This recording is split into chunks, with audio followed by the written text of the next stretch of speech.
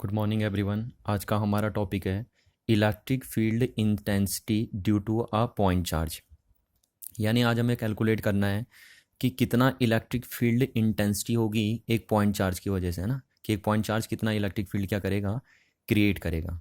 अब देखिए हम इस टॉपिक को दो हिस्सों में डिवाइड करेंगे। पहला है आपके पास कि when source charge is at origin, यानी जब सोर्स चार्ज आपका जो इलेक्ट्रिक फील्ड बना रहा होगा, जो सोर्स चार्ज, वो सोर्स चार्ज जब आपका ओरिजिन पे रखा होगा तब वो कितना इलेक्ट्रिक फील्ड बनाएगा, है ना, या उसके बनाए हुए इलेक्ट्रिक फील्ड को हम कैसे लिखेंगे तब। और दूसरा केस आपका है कि when source charge is away from the origin, यानी जब आपका सोर्स चार्ज कहाँ पे ना रखा हो, ओरिजिन पे ना रखा हो। तो अब हम इसमें पहले केस फर्स्ट डिस्कस कर लेते हैं कि when a source charge is at origin, यानी जब आपका सोर्स चार्ज कहाँ पे रखा हो, ओरिजिन पे रखा हो। तो कुछ इस तरीके से मैं लेके चलता हूँ कि मैं एक 3D स्पेस लेके चलता हूँ। यहाँ पे देखिए, या हमने एक 3D स्पेस लिया, 3 डायमेंशन स्पेस हमारे पास है, X axis, Y axis and Z axis. और हमारा जो सोर्स चार्ज है, हम कंसीडर करते हैं कि हमारा सोर्स चार्ज क्यू जो है वो हमने ओरिजिन ओ पे रख दिया है ना, ओ ओरिजिन पे हमारा रख दिया, जिसके पोजीशन कोऑर्डिनेट क्या है आपके 0 0 0, है ना। ये हम हमारा सोर्स चार्ज है जो ओरिजिन पे रखा है। और इससे, इस सोर्स चार्ज की वजह से एक पॉइंट है स्पेस में, पी पॉइंट। ये एक पी पॉइंट है स्पेस में, जहाँ पे हमें कैलकुलेट करना है इस सोर्स चार्ज का बनाया हुआ इलेक्ट्रिक फील्ड, कि ये सोर्स चार्ज जो हमारा है वो इस स्पेस में पी पॉइंट पे कितना इलेक्ट्रिक फील्ड बनाएगा, जहाँ पे हमें इस पी पॉइंट का पोजीशन कोऑर्डिनेट गिवन है स्पेस में, ना। This is a R is a position coordinate of this P point in a space with respect to the origin. तो ये आर हमारा पोजीशन कोऑर्डिनेट है। तो अब हम यहाँ पे क्या कैलकुलेट करना है कि ये जो सोर्स चार्ज हमारा है, ये क्यू क्या है हमारा यहाँ पे, सोर्स चार्ज, है ना। और ये रेस्ट में होना चाहिए, आपको ये बात ध्यान रखनी है कि रेस्ट में होना चाहिए, क्योंकि आप इलेक्ट्रोस्टैटिक डील कर रहे हैं तो आपका सोर्स चार्ज का होना चाहिए रेस्ट में। तो ये सोर्स चार्ज इस पी पॉइंट पे कितना इलेक्ट्रिक फील्ड बनाएगा। तो ये हमारा केस हो गया कि electric field intensity due to a point charge, but when a point charge या source charge is at origin. ये देखिए जो सोर्स चार्ज हमारा यहाँ पे, हमने उसको किस तरीके से लिया है, हम उसको पॉइंट फॉर्म में लिए हैं, तो हम इसे पॉइंट चार्ज भी कॉल कर सकते हैं, इसे पॉइंट चार्ज भी कॉल कर सकते हैं। तो हम इसको लिख लेते हैं कि हमने क्या कंसीडर करा है, कि we consider a static, consider a static point charge, consider a static point charge Q at the origin. आपने इसको कहाँ पे रखा है, एट द ओरिजिन, आपने इसको ओरिजिन पे रखा है ना। अब इस सोर्स चार्ज का, ये सोर्स चार्ज इस पी पॉइंट पे कितना इलेक्ट्रिक फील्ड बनाएगा, हमें वो कैलकुलेट करना है ना। तो we have to calculate the electric field intensity at point P, at point, किस पॉइंट पे हमें कैलकुलेट करना है, at point P, due to किसके, due to source charge, source charge, source charge Q। अब देखिए जो हमारा फाइनल एक्सप्रेशन होगा, यानी जो हम इलेक्ट्रिक फील्ड इंटेंसिटी निकालेंगे इस पी पॉइंट पे due to this source charge Q, वो हमारा जो फाइनल एक्सप्रेशन होगा वो किसके टर्म्स में होना चाहिए, एक तो इस सोर्स चार्ज के टर्म्स में होना चाहिए और दूसरा इस पोजीशन कोऑर्डिनेट के टर्म्स में होना चाहिए। क्योंकि वो कह रहा है कि स्पेस में ये पॉइंट है ना पी, तो जाहिर सी बात है जब स्पेस में किसी पॉइंट पी पे बोलेगा तो हमें ये पोजीशन कोऑर्डिनेट गिवन होगा। यानी कहने का मतलब है हमें क्यू चार्ज गिवन है और हमें उसका पोजीशन कोऑर्डिनेट का पता है, उस पॉइंट का जिस पॉइंट पे हमें क्या निकालना है, इलेक्ट्रिक फील्ड कैलकुलेट करना है। तो अब हम क्या करते हैं, हमें पता है कि सिंस आपको पता है कि electric field intensity is defined as the force experience by a per unit test charge, है ना, पर यूनिट फोर्स। देखिए हम बोलते हैं कि इलेक्ट्रिक फील्ड इंटेंसिटी जो है, electric field intensity the force experience by unit positive charge. देखिए this is known as unit positive charge. और मैं आपसे पहले भी कहता हूँ कि बार बार अगर नीचे चीज़ वन रख, नीचे वाली क्वांटिटी को हम कितना पढ़ते हैं, 1 पढ़ते हैं। तो यूनिट पॉजिटिव चार्ज जो है वो जितना फोर्स का एक्सपीरियंस करेगा किसी पॉइंट पे, उसी पॉइंट पे उस फोर्स को आप क्या बोलते हैं, इलेक्ट्रिक फील्ड की इंटेंसिटी। यानी कहने का मतलब है अगर मेरे को इस पी पॉइंट पे इस सोर्स चार्ज की वजह से कितना इलेक्ट्रिक फील्ड बनेगा वो कैलकुलेट करना है, तो हम क्या करेंगे, इस पी पॉइंट पे क्या ले आएंगे, एक टेस्ट चार्ज ले आएंगे क्यू नॉट, है ना। टेस्ट चार्ज देखिए, इस क्यू नॉट के 2 नाम होते हैं यहाँ पे। क्यू नॉट आपका है, या तो आप इसे बोल दीजिए टेस्ट चार्ज, क्योंकि इसका काम क्या है कि जो सोर्स चार्ज है उसके बनाए हुए इलेक्ट्रिक फील्ड को ही क्या कर रहा है, टेस्ट कर रहा है, that's why it is known as test charge या टेस्ट चार्ज। और आपका टेस्ट चार्ज आपको पता है बहुत ही छोटा होता है, बहुत ही छोटा ये हम इसे इसलिए लेते हैं ताकि ये या तो सोर्स चार्ज को डिस्टर्ब ना कर पाए, क्योंकि अगर सोर्स चार्ज डिस्टर्ब हो गया तो पूरा इलेक्ट्रिक फील्ड सोर्स चार्ज का बना हुआ डिस्टर्ब हो जाएगा। और दूसरा, हम सोर्स चार्ज को इसलिए टेस्ट चार्ज को इसलिए छोटा लेते हैं क्योंकि अगर सपोज करो हमारा सोर्स चार्ज बहुत माइन्यूट है ना, तो उसका बनाया हुआ इलेक्ट्रिक फील्ड भी बहुत ही क्या होगा, डिमिनिश होगा। तो अगर हम सोर्स टेस्ट चार्ज को बहुत छोटा लेंगे तो हमारा सोर्स चार्ज क्या है, कितना भी डिमिनिश हो हम उसका इलेक्ट्रिक फील्ड क्या कर पाएंगे, एक्सपीरियंस कर पाएंगे। That's why we always be take a test charge is small, and test charge is also known as unit positive charge. This is also known as unit positive charge. Unit positive charge. Unit positive charge आपका बन जाएगा। तो देखिए, अगर हमें निकालना है कि इस P पॉइंट पे इस सोर्स चार्ज ने कितना इलेक्ट्रिक फील्ड बनाया, तो हम सबसे पहले यहाँ पे अपनी मर्जी से खुद ही एक टेस्ट चार्ज ले आते हैं। अब ये टेस्ट चार्ज है ना, या ये यूनिट पॉजिटिव चार्ज इस P पॉइंट पे जितना इलेक्ट्रिक फोर्स का एक्सपीरियंस करेगा ड्यू टू दिस चार्ज, वही क्या होगा, इस P पॉइंट पे इलेक्ट्रिक फील्ड की क्या बोली जाएगी, इंटेंसिटी बोली जाएगी।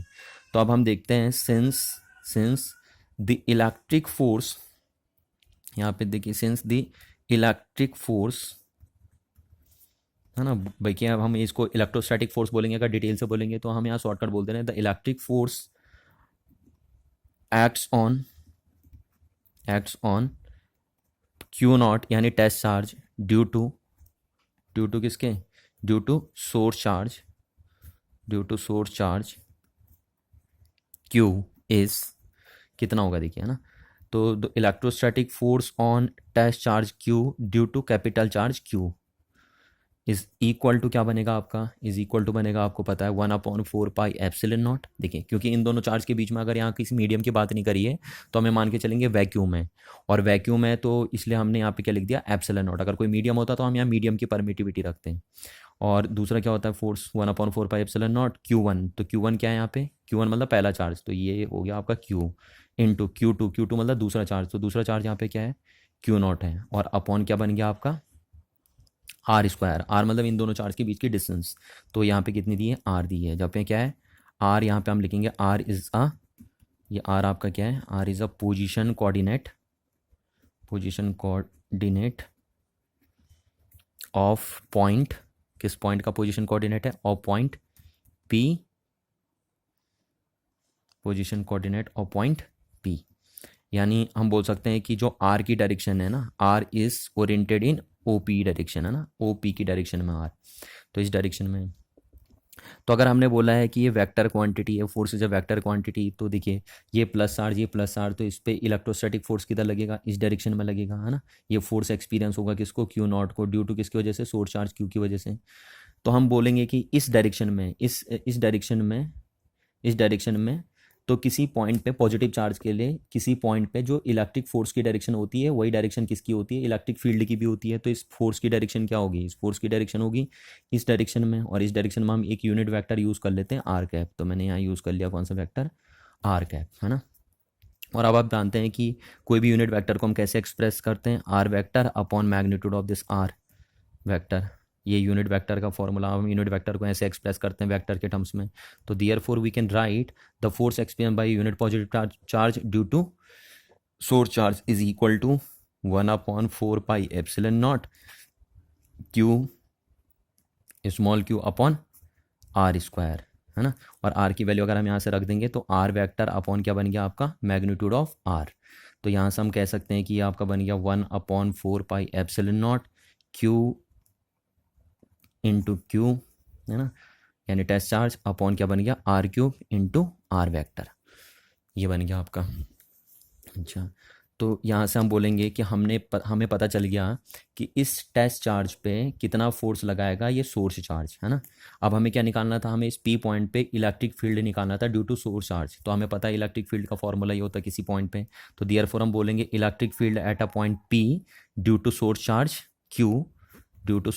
Q is equal to F, यानी force experience on a unit positive charge due to capital Q charge upon Q naught. तो ये हमारा कितना आया था, हमारे पास यहाँ पे आया था, फोर्स आया था आपका 1/4 पाई एप्सिलॉन नॉट और Q naught into Q upon R³ into R vector, है ना। ये आया था ये फोर्स आपका डिवाइडेड बाई उसको हम किससे डिवाइड कर देंगे, प्लस क्यू नॉट से। तो यहाँ क्यू नॉट से क्यू नॉट आपका कैंसिल आउट हो गया और आपका क्या बना, आपका बना electric field at point P is, electric field at point P is बना आपका 1/4 पाई एप्सिलॉन नॉट, और ये आपका बना क्यू अपॉन, ये आपका बन गया कितना, R Q into R vector, है ना। और फिर अगर हम उसे वही मैग्नीट्यूड के टर्म्स में लिखना चाहें तो ये हो गया आपका 1/4 पाई यूनिट वेक्टर के टर्म्स में, तो 1/4 pi epsilon naught Q upon R square और इंटू ये आर कैप बन गया आपका, है ना। तो ये पोजीशन वेक्टर के टर्म्स में लिख दिया हमने। तो यानी कहने का मतलब ये आपका फाइनल एक्सप्रेशन बना। तो यानी कहने का मतलब है इस पॉइंट पे इलेक्ट्रिक फील्ड की डायरेक्शन भी क्या होगी, जो फोर्स की डायरेक्शन होगी वही इलेक्ट्रिक फील्ड की डायरेक्शन होगी कि जिधर को पोजीशन कोऑर्डिनेट होगा उधर इलेक्ट्रिक फील्ड की डायरेक्शन होगी। तो इस पॉइंट पे इलेक्ट्रिक फील्ड की डायरेक्शन भी यही हो जाएगी, यानी the electric field at point P due to Q, capital Q source charge is this one, इस डायरेक्शन में चली जाएगी। तो ये आपका फाइनल एक्सप्रेशन बना। तो यहाँ फाइनल एक्सप्रेशन से आप ये बोल सकते हैं कि द इलेक्ट्रिक फील्ड, यहाँ पे अगर हम फाइनली बोलें तो electric field at point P due to source charge is directly proportional to the amount of charge, है ना। यानी कहने का मतलब है पी पॉइंट पे जो इलेक्ट्रिक फील्ड बन रहा है वो डायरेक्टली प्रोपोर्शनल है किसके, सोर्स चार्ज के, यानी जितना ज़्यादा सोर्स चार्ज होगा उतना ज़्यादा इलेक्ट्रिक फील्ड वो क्रिएट करेगा पी पॉइंट पे।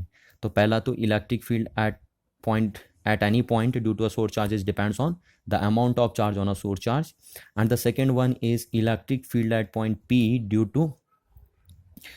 To source charge Q is inversely proportional to the square of the distance between two charges, है ना, is inversely proportional to the square of the distance between two charges. यानी कहने का मतलब है कि अगर हम दोनों चार्ज के बीच डिस्टेंस को 2 गुना कम करेंगे, ये देखिए 2 गुना अगर हम इसे कम करेंगे तो उन दोनों चार्जेस के बीच में अगर हम दो चार्जेस के बीच की डिस्टेंस को 2 गुना कम कर देंगे तो जो सोर्स का बनाया हुआ इलेक्ट्रिक फील्ड है, सोर्स चार्ज का बनाया हुआ इलेक्ट्रिक फील्ड है वो 4 गुना कम हो जाएगा आपका ना, 4 टाइम्स क्या हो जाएगा, डिक्रीज हो जाएगा। तो यानी कहने का मतलब है, और तीसरी बात हम यहाँ से बोल सकते हैं कि electric field at point P, है ना, due to a source charge is depends on the medium between two charges, the medium between two charges. देखिए क्यों, क्योंकि यहाँ पे आपको दिख रहा है मीडियम से रिलेटेड भी कांस्टेंट है। तो कहने का मतलब है किसी भी पॉइंट पी पे किसी सोर्स चार्ज का बनाया हुआ इलेक्ट्रिक फील्ड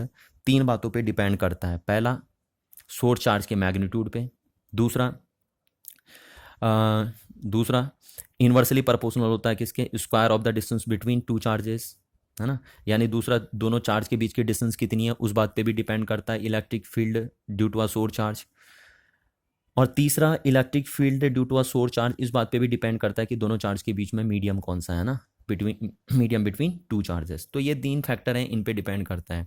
और एक बात आप जरूर दिमाग में रखिए कि सोर्स चार्ज का बनाया हुआ इलेक्ट्रिक फील्ड कभी भी इस टेस्ट चार्ज पे डिपेंड नहीं करेगा, है ना, क्योंकि ये टेस्ट चार्ज तो हम सिर्फ इसलिए लाए ताकि हमें ये पता चल सके कि ये टेस्ट चार्ज हम सिर्फ इसलिए लेके आते हैं कि हम टेस्ट चार्ज को इस सोर्स चार्ज का बना हुआ इलेक्ट्रिक फील्ड का क्या करवाते हैं, एक्सपीरियंस करवाते हैं, जिसके बेस पे हम क्या निकाल सकते हैं, इस पी पॉइंट पे बनाया हुआ इलेक्ट्रिक फील्ड कैलकुलेट कर सकते हैं। तो बस सिर्फ टेस्ट चार्ज का काम सिर्फ टेस्ट करने का है, और आपको पहले भी कह रहा हूँ मैं कि टेस्ट चार्ज आपका बहुत ही छोटा होता है, that's why it is also known as a unit positive charge. ये छोटा होता है, इसका काम सिर्फ टेस्ट करने का है।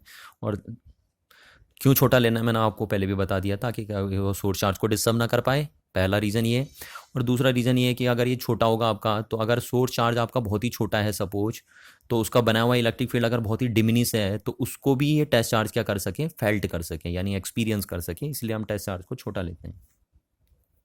तो फाइनल आपका आंसर ये बना। अब अगर यहाँ से हमारे पास ग्राफ पूछे जाते हैं तो हम बोलेंगे कि electric field at any point P, है ना, due to a source charge Q इस हमारा आंसर आया था 1/4 पाई एप्सिलॉन नॉट, है ना, Q upon R square into are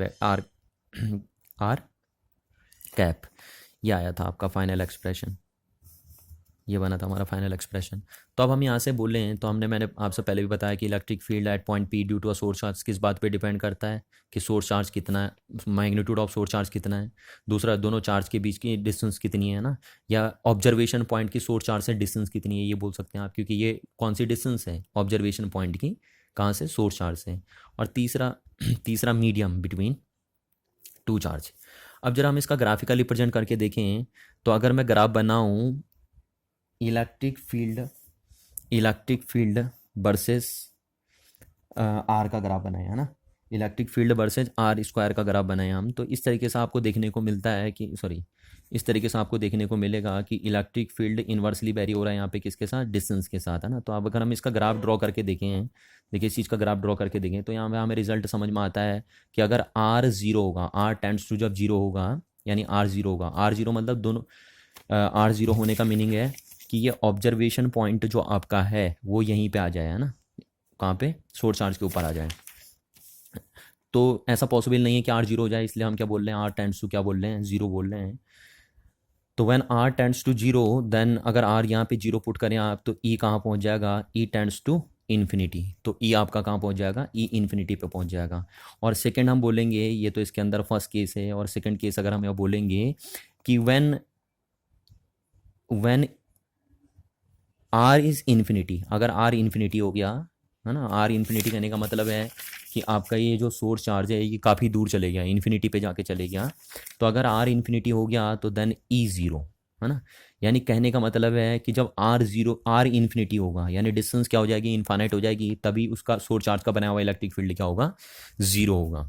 जैसे, तो इसीलिए हम कहते हैं कि फील्ड जो होता है वो कहाँ तक फैला रहता है, आपका इन्फिनिटी तक होता है, यानी फील्ड की जो रेंज होती है वो इन्फिनिटी तक होती है, क्योंकि फील्ड तभी जीरो हो सकता है जब आर इन्फिनिटी हो, है ना। और आर इन्फिनिटी यानी कहने का मतलब अगर आपकी डिस्टेंस इन्फानाइट है तो इन्फानाइट डिस्टेंस तक ही क्या होगा, इन्फानाइट डिस्टेंस पे ही जाके आपको इलेक्ट्रिक फील्ड जीरो मिलेगा।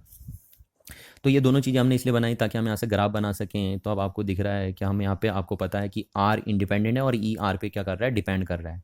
तो हम इंडिपेंडेंट कोऑर्डिनेट इधर को एक्स एक्सिस में दिखाते हैं, और ये डिपेंडेंट वेरिएबल आपका डिपेंडेंट एक्सिस है, इसलिए हमने यहाँ पे ई दिखा दिया, है ना, क्योंकि ई आर पे डिपेंड कर रहा है, तो इसलिए इंडिपेंडेंट इधर और ये डिपेंडेंट एक्सिस इधर। अब अगर ई वर्सेज आर का ग्राफ बनाए हम, तो आपको पता चल रहा है जब आर जीरो है, देखो आर अगर जीरो है, आर यहाँ पे जीरो होगी क्योंकि आर इधर को बढ़ रही है, तो आर यहाँ पे क्या होगी, जीरो होगी। तो जब आर यहाँ पे जीरो होगी तो उस टाइम ई कितना होगा, इनफानाइट। तो ई इनफानाइट, अब यहाँ पे तो ये, तो अगर हम यहाँ पे ई की कोई वैल्यू दिखा देते हो तो फाइनाइट हो जाएगी। तो इसलिए हम इस लाइन को यहाँ पे पैरेलल बना देते हैं। देखिए ये पैरेलल लाइन बना दी मैंने, क्यों पैरेलल लाइन बना दी, क्योंकि आर जब जीरो होगा तभी ई इनफानाइट होगा। अब ई इनफानाइट तो यहाँ बहुत ऊपर बन जाएगा, है ना, तो इसलिए हम इस लाइन को पैरेलल मिला देते हैं, क्योंकि पैरेलल लाइन कभी भी मीट नहीं कर पाएंगी, तो ई की वैल्यू कभी भी इन्फानेट नहीं हो पाएगी, क्योंकि जब आर जीरो होगा तभी इन्फानेट होगा, इसलिए हमने ये पैरेलल बना दी। और उसके बाद हम ऐसा कर रहे हैं, क्योंकि ई आर के साथ इन्वर्सली वेरी होता है, वो भी स्क्वायर के साथ, है ना, स्क्वायर के साथ हम बोल सकते हैं कि electric field at any point due to a source charge is inversely vary with square of the distance between observation point and source charge. तो ये आपका बना, और आपको पता है कि आर जब इन्फानाइट होगा ना, तो आर इन्फानाइट हम यहाँ दिखाई नहीं पाएंगे, क्योंकि अगर हम यहाँ आर कहीं भी मिला देते हैं तो वो तो फाइनाइट हो जाएगा। तो आर इन्फानाइट है, तो जब आर इन्फानाइट होगा तभी ई जीरो हो पाएगा। तो ई जीरो कब होगा, जब आर इन्फानाइट होगा। इसलिए हम इस ग्राफ को यहाँ इसके एक्सेस क्या कर लेते हैं, पैरेलल कर लेते हैं ये। तो ये ई वर्सेज आप ग्राफ आपका बन जाएगा। और दूसरा ग्राफ अगर हम बनाएं, इसमें दूसरा ग्राफ हम बनाएं कभी कभी, तो वही हम अगर दूसरा ग्राफ इसका बनाएं तो कभी बुक वाले क्या कर देते हैं कि यहाँ पे 1/r² दिखा देते हैं ना, 1/r², और ये क्या बना दिया हमने, ई बना दिया। तो अगर मैं पढ़ूँ तो देखो, अगर हम आर के रिस्पेक्ट में ई को पढ़ें तो R is inversely proportional to E. But अगर हमें यहाँ पे बोल रहा हूँ, तो अगर मैं ये अभी पढ़ सकता हूँ कि E is directly proportional to 1/r², है ना, ई डायरेक्टली प्रोपोर्शनल है 1/r² के, जबकि ई इनवर्सली प्रोपोर्शनल है किसके, r² के। देखिए जब मैं पढ़ रहा हूँ E is directly proportional to 1/r² and second is E is inversely proportional to r²। तो इसका अगर आप बनाएं तो ई तो 1/r² के तो डायरेक्टली प्रोपोर्शनल है ना, ई यहाँ पे क्या था, ई इनवर्सली प्रोपोर्शनल था तो r² के, क्योंकि यहाँ पे r लिखाया था हमने, है ना, यहाँ पे यहाँ पे r² आएगा ये, है ना, r² दिखाया था आपने। और यहाँ पे क्या कर रहे हो आप, ई यहाँ पे क्या होगा, डायरेक्टली प्रोपोर्शनल होगा किसके, r²। तो ये अगर आप कुछ ऐसे बन जाएगा, आपको पता है स्ट्रेट लाइन का ग्राफ बन जाएगा ना, ये इस टाइप से बन जाएगा। तो आपको पता चला कि एक सोर्स चार्ज जो आपका है वो किसी एक सोर्स चार्ज आपका जो यहाँ पे रहा, ये सोर्स चार्ज वो किसी पी पॉइंट पे कितना इलेक्ट्रिक फील्ड बनाएगा। तो हमने उसके लिए क्या किया, हमें पता है कि हमें अगर किसी भी सोर्स चार्ज का किसी पॉइंट पे बनाया हुआ इलेक्ट्रिक फील्ड देखना है तो उसका फॉर्मूला रहा ये, है ना, बेसिक फार्मूला ये, फंडामेंटल फार्मूला ई का क्या है, F/Q0, यानी the force experience by a unit positive charge at any point due to a source charge is known as electric field at that point without provided without disturbing the source charge। तो हमने उसके लिए क्या निकाला, ये formula निकाला। तो हम देखते हैं कि पहले हम इस पी पॉइंट पे, ऐसा करने के लिए हम इस पी पॉइंट पे क्या लाते हैं, एक टेस्ट चार्ज लेके आते हैं, और ये टेस्ट चार्ज हम देखते हैं कि कितना फोर्स का एक्सपीरियंस करता है due to this source charge. तो ये इतने फोर्स का एक्सपीरियंस करता है, और फिर यहाँ से हमने उसको पोजीशन वेक्टर के टर्म्स में लिखा, और फिर उसके बाद ये जो फोर्स है उसकी वैल्यू यहाँ पुट कर दी इस इक्वेशन में।